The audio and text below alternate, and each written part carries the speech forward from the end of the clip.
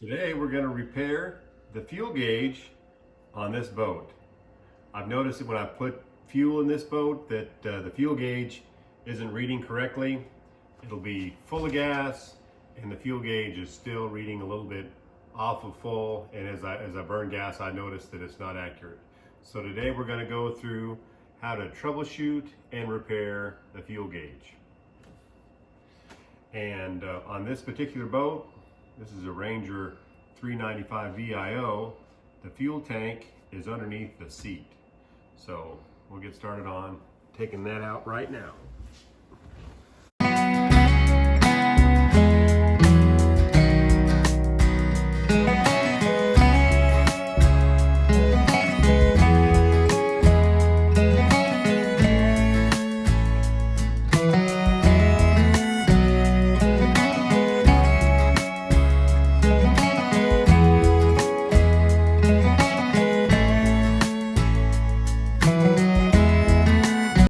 The fuel sending unit is right here. That's what we were after.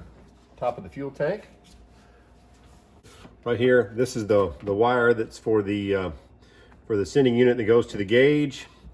And then we have the ground wires here hooked to the side. And the way these fuel gauges work is they've got a potentiometer, which is a variable resistor that varies the amount of resistance as the float goes up and down. So if you want to test to see if it's working the way it should, you can use a DVOM voltmeter. You can set it over to your ohms, which is the horseshoe, and take an ohm reading between the sending unit post and the ground to see what you get there.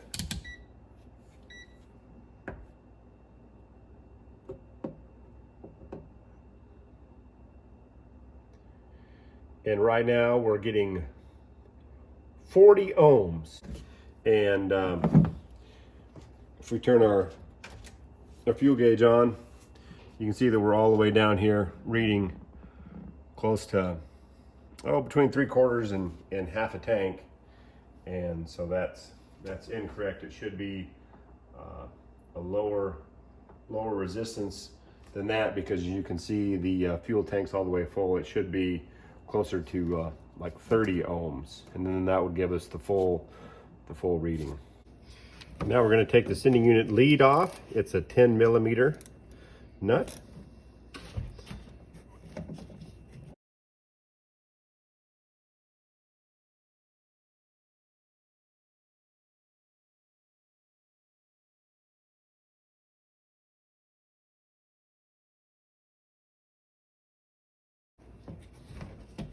And another way you can test these, you can see as I've removed the sending unit wire, the fuel gauge drops all the way down to empty.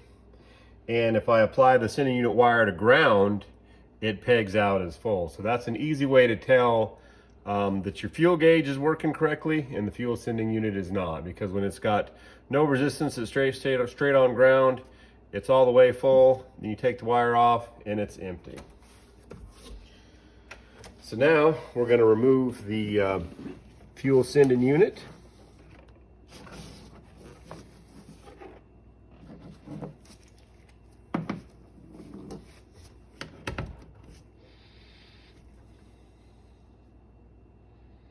And that is an 8 millimeter or 5/16 for the standard version.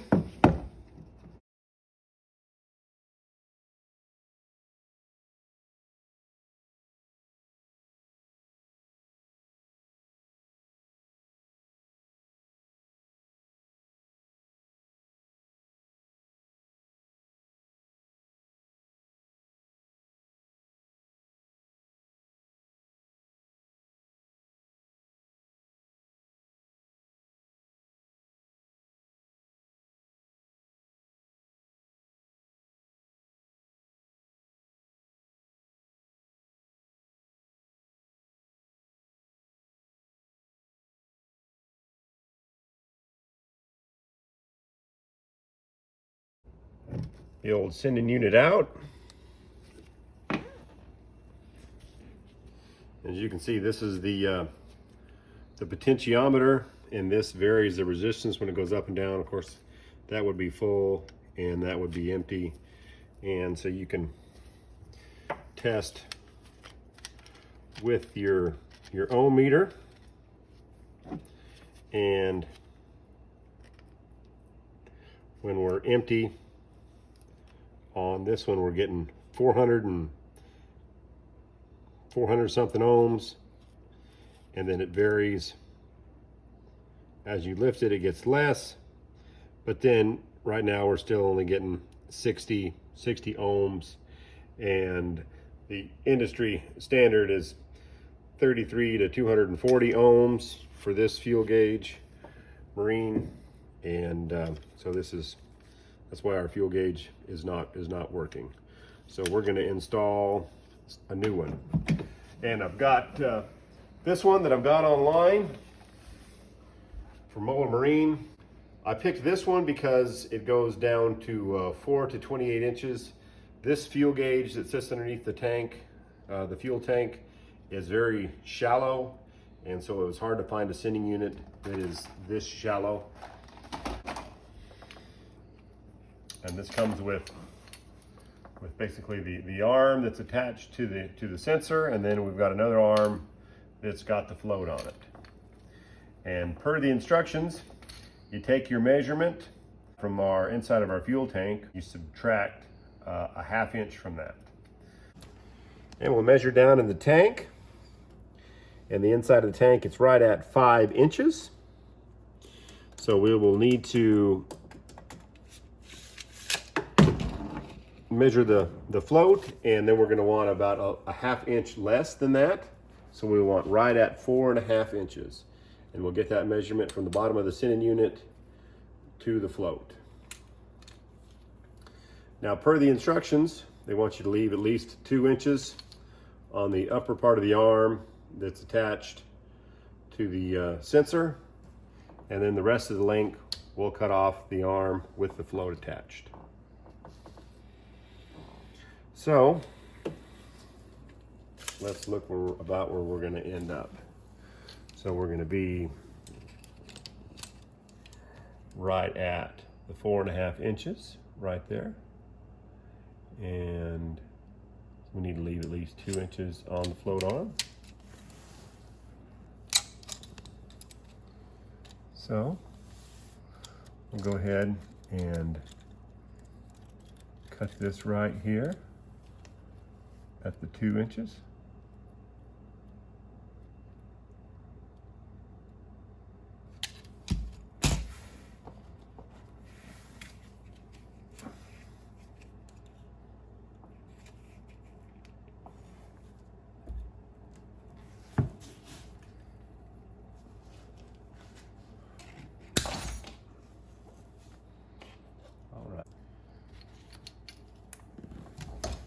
And then we need to have our total length here come in at 4½ again.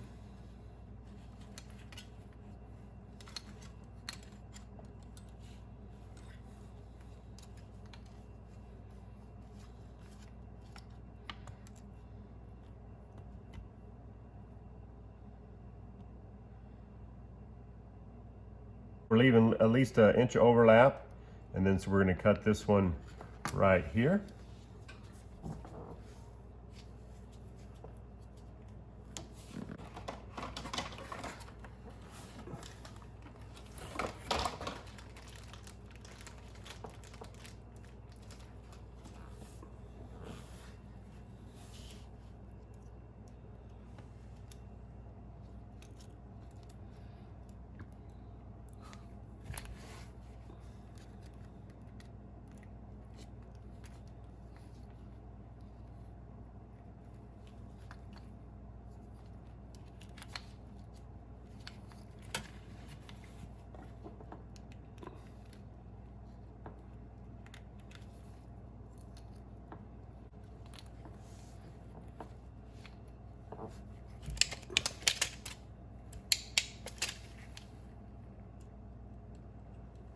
Okay.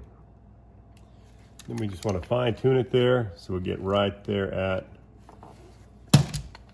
4.5 inches.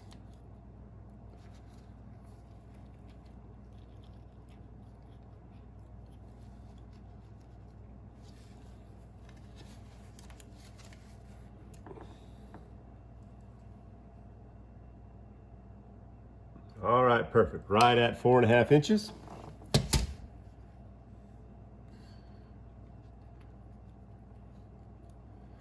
Now we're going to lock it down.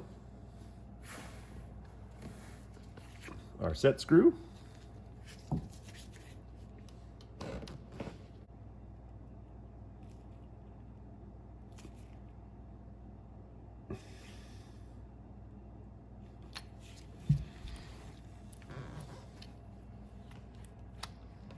All right. And after we locked it down, we'll go ahead and remeasure. And we're still right at the 4.5. And so now we're just doing a little test on it. We've got the new sending unit over here hooked up to the sending wire and the ground.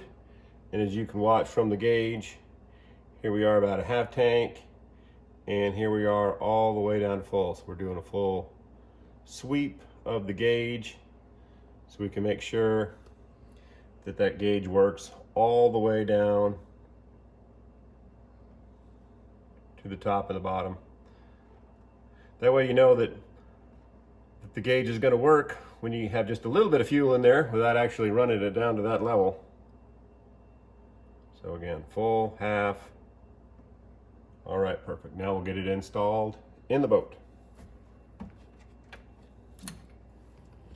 This fuel gauge comes with a new gasket to get it installed.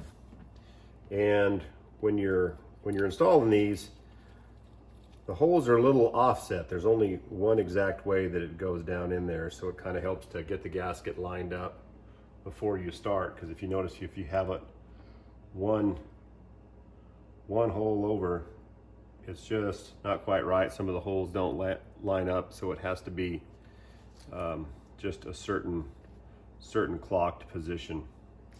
And so now we know that that's our gasket here, and sometimes it's good just to put it down here on the bottom and save you a little time getting it lined up, figuring out exactly which is the right way to have that gasket.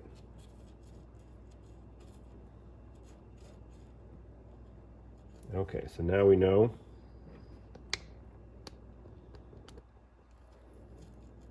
Okay, and when you're putting this sending unit in, you want to make sure that it won't strike anything. The pickup unit is in the back. If it was clocked the other way, we might have to reclock it. You can loosen that nut up and reclock it for the direction that you need to go.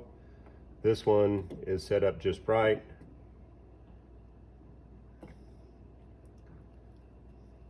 Got it lined up.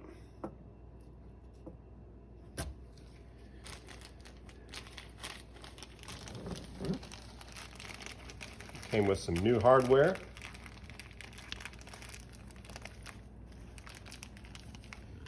Let's check it with our old hardware to see if we're right. And actually the thread's different, so we're going to have to go ahead and use our old hardware bolts. And a quick way to check the threads is you can obviously visually look at them, and then you can lay them on top of each other. If they're pretty close, they should fit in the same grooves. As you can see, these don't. So if we tried to put these new bolts in, they would cross thread because the thread pitch is different. So a little easy way to check right there, lay them on top. They don't fit, a little different size. So we're going to put the old hardware back in.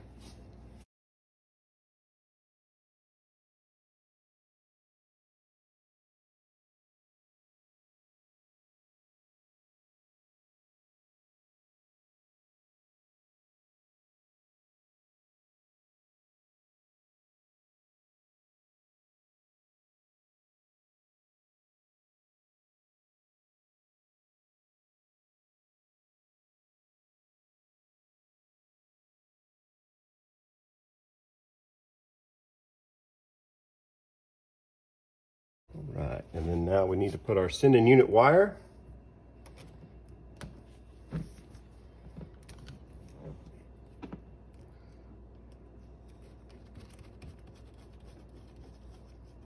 We'll tighten that one down as well here. Again, you don't want to over tighten that one. That's just a brass stud, so very easy to over torque.